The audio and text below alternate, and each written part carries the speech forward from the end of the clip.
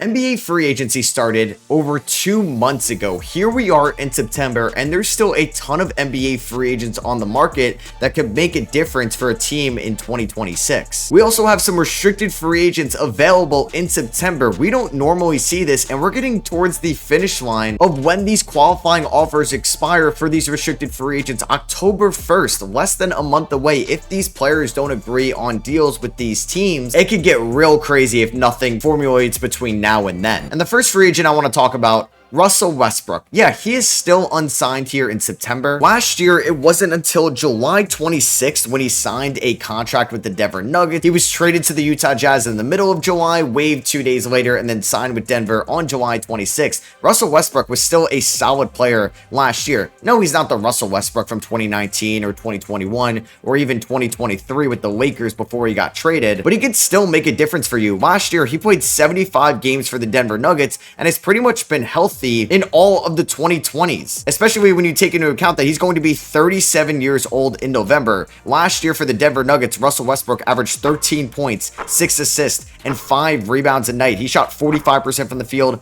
32% from 3, and started 36 games for the Nuggets. That's what Russell Westbrook can give you in 2026. He's not going to be a ceiling raiser. He's not going to be an extreme difference maker in a playoff series, but when you're in that gauntlet throughout the regular season, it could be long, tiresome for some guys. You're in March. Some guys are maybe getting load managed or out for a little bit. Russell Westbrook can start a game for you and actually win a game for you in the regular season. I really wanted to see Russell Westbrook back in Denver, but since they already picked up guys like Bruce Brown this offseason, Tim Hardaway Jr., and seem to believe a ton into Julian Strawther and Jalen Pickett next year, Russell Westbrook will not be back with the Nuggets, or at least I think. I think there's still a ton of teams out there that could use a Russell Westbrook that maybe don't have the best depth in the world. Phoenix, why not just give Russell Westbrook a contract? You don't own your first round pick at the end of the year. Russell Westbrook will just help you throughout the regular season, and even if you aren't good, maybe you could trade Russ for some seconds at the trade deadline, but he can at least help you raise your floor so you're not giving a top 10 pick in the NBA draft to the Memphis Grizzlies, and maybe you're picking at number 13, 14, or hey, maybe even helps you make the playoffs as an 8 seed. What about the Golden State Warriors? Why not? You already have an old roster as it is. Bring in Russell Westbrook to come off the bench, or maybe the Milwaukee Bucks, who, like the Phoenix Suns, do not own their first round pick, so they want to raise their bottom line throughout this year as well. Detroit could use another backup point guard behind Cade Cunningham. Minnesota can use another point guard as well on their roster. All signs have been pointing to Russell Westbrook signing with the Sacramento Kings this offseason.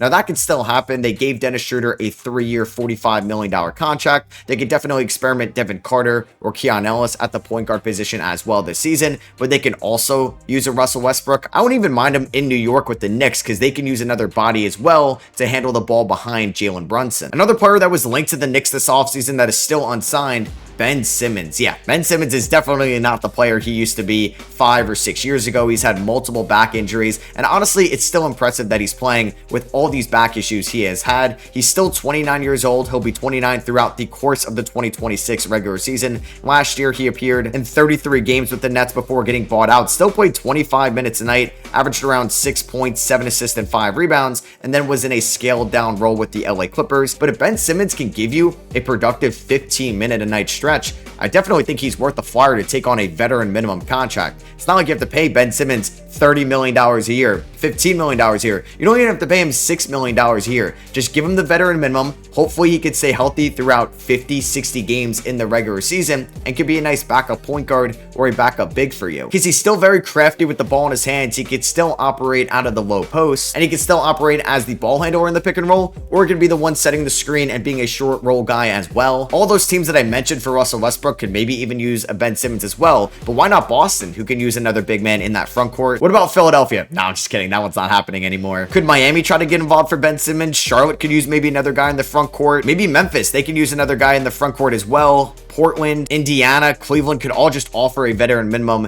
to Ben Simmons. I would also love to see him playing with Nikola Jokic because there's just like 1,000 guys I'd love to see play with Nikola Jokic, and I'd like to see Ben Simmons kind of revive his career a little bit. I don't want this to be the end for him once he turns 30. There's a 99.9% chance he will never be the player he was from 2018 to 2021 with Philadelphia, but can we at least get 30% of that Ben Simmons ever again? Maybe, and that's what Nikola Jokic can come in handy and just revive his career, but there's definitely a ton of teams that could at least offer a veteran minimum to Ben Simmons, yeah, maybe the Knicks as well. I don't know if JJ Redick would like him, but why not just take a flyer on him in LA with the Lakers? But he's no longer a clutch guy, so maybe that wouldn't happen. And now we have all the restricted free agents remaining. Now, by the time you guys see this, somebody may have signed, but the moment I'm recording this, Jonathan Kuminga, Josh Giddey, Cam Thomas, and Quentin Grimes all unsigned. I'm definitely shocked that Josh Giddey is still available and Quentin Grimes. Now, restricted free agency in 2025 was a brutal game for these guys because nobody really had cap space outside of the Brooklyn Nets and then for a brief period of time, the Utah Jazz. So nobody could really give Quentin Grimes $20 million a year, Josh Giddey $30 million a year. So their current teams have all the leverage right now because in September of 2025, only the Brooklyn Nets have cap space. They're the only team with positive cap space, and that's just $14 million.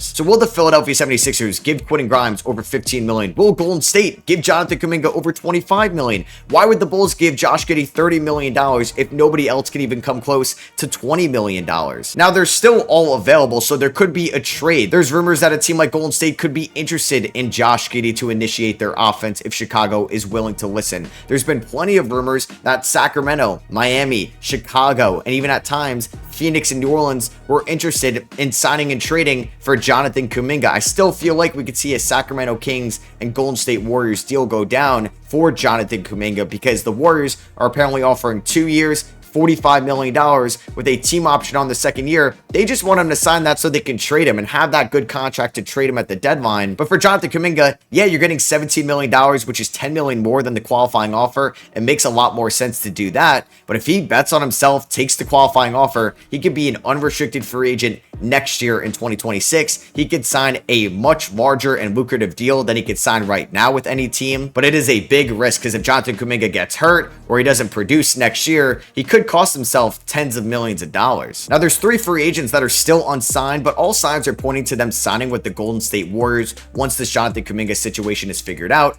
Al Horford and D'Anthony Melton feel like locks to go back to Golden State, and I would say Gary Payton the second as well. Out of those 3, Gary Payton has probably been the least linked to going back to Golden State, but we know that he's played 5 years with the Warriors, including the last 2.5. They could definitely use a perimeter defender. Gary Payton's probably just going to command the veteran minimum. I would have loved him with my New York Knicks. I feel like a lot of teams could use his perimeter defense as well, but I think all signs are those 3 going to Golden State once they figure out what's going on with Jonathan Kuminga. Now, it was 3 years ago, but Malcolm Brogdon won 6th Man of the Year with the Boston Celtics in 2023. He's currently unsigned right now, and unfortunately for him, he went from playing with a team that made it to the conference finals in 2023 to the Portland Trailblazers in 2024, who went 21-61, and the Washington Wizards in 2025, who went 18-64. So he hasn't really been playing for teams that have had playoff aspirations, let alone just going above or close to 500. So I feel like Malcolm Brogdon could be a solid backup point guard in a scaled down role. And we just watched somebody like Tyus Jones get $7 million a year from the Magic. I would definitely give Malcolm Brogdon a veteran minimum, or maybe the taxpayer exception, which is around $5.5 million, pretty much what Gershon Yabusele got from the New York Knicks. And maybe Sacramento doesn't want Russell Westbrook, so maybe they're a team that ends up getting Malcolm Brogdon. Maybe Atlanta wants a more definitive backup point guard behind Trae Young that's not Kobe Buffkin, and they just give a 1-year deal out to Malcolm Brogdon. I feel like Dallas could look to just add out another point guard contract as well, maybe Houston, or even New Orleans if they're not confident that DeJounte Murray will be back before February. And probably the best unrestricted free agent available, Malik Beasley, who is reported to sign a 3-year, $42 million extension with the Detroit Pistons on the first day of free agency. Then it came out that he was being currently investigated in a gambling charge. That recently just came out that Malik Beasley is not guilty and he's free to sign with any team he wants. Unfortunately for him, he is not getting that $42 million since they gave out money to Karis LeVert and Duncan Robinson this offseason. He could still get $7 million a year from the Pistons. Maybe he bets on himself again after a great 2025 season where he shot 41% from 3, played all 82 games, finished runner-up in the 6th Man of the Year voting behind Peyton Pritchard. Could do that for a team like Golden State. Maybe he goes back to the Lakers. Maybe he signs with the Phoenix Suns or the Indiana Pacers or the Minnesota Timberwolves where he could be playing in meaningful playoff games, or maybe he just gets $7 or $8 million back from the Detroit Pistons. I feel like that makes the most sense right now since it did feel like he was a Detroit Piston culture guy last year, and it is unfortunate what happened with him at the beginning of free agency. but he's still available. A little bit more of a deep cut, but Charles Bassey's available. Teams could definitely use a good backup or third string center, and Charles Bassey could be that guy. He has suffered a couple injuries throughout his career, but I thought provided some valuable minutes for the San Antonio Spurs last year. He looked healthy in summer league. He's still just 24 years old. He's a good athlete that can get up and down the floor. He could be a good shot blocker, a physical rebounder. I would take a flyer on him. I would like him on my Knicks as a third string center behind Karl-Anthony Towns and Mitchell Robinson. He can compete with Arrowhook Porty for minutes next year. Speaking of the Knicks, you have a couple of their former free agents still on the market. Precious Achiuwa, who was playing meaningful minutes for the Knicks in that playoff series last year. He's somebody that could be a physical presence inside. Sometimes thinks he could do a little bit more than he can actually do on the offensive end of the floor, but definitely worth taking a flyer on, a former first round pick. He's played for 6 different teams since 2019, but Landry Shamet is still available. Another good three-point shooter on the market that showed up for the Knicks in the playoffs. He appeared in 50 games last year for the Knicks, shooting 40% from 3. Former number 1 overall pick Markelle Fultz is still available as well. Last year, he appeared in 21 games with the Sacramento Kings. He can still be somewhat of a crafty ball handler and downhill scorer as a point guard. Why not as a third string point guard option? Give him the veteran minimum. Just so much good talent still on the market. Man, we need NBA expansion. I just don't want to see Markelle Fultz's career over like I was talking about before with Ben Simmons. He's still just 27 years old. It's just you got to be there for Washington Husky Markelle Fultz. And the last free agent I want to talk about, no, he is not the Boise State linebacker that I just found out. There's another Bol playing for Boise State. So yeah, Bol, who last year played with the Phoenix Suns in 36 games. He shot 34% from 3, 52% from the field. It could just be another big body down low as well. There's always going to be some injury concerns with Bol and some durability issues, but why not take a flyer on somebody that's 25 years old, could be a stretch 4, could be a 5, and just another body out there. I would definitely take him as your 14th or 15th spot on your roster. Because I'm looking at the Pelicans big man depth, I'm looking at Washington, I'm looking at Boston. Yeah, you can use an upgrade there. So that is going to be for me. I hope you guys did enjoy. Let me know what you guys think about the top unrestricted and restricted free agents available on the market down below. I would love to hear your thoughts on Russell Westbrook, where he's going to go, and definitely the top 4 restricted free agents available in Kuminga, Grimes, Giddey, and Cam Thomas. Make sure you're subscribed if you are not already. Drop a thumbs up if you guys did enjoy. My Twitter, Instagram, TikTok links all in the description below. I'll catch you guys in the next one. Peace.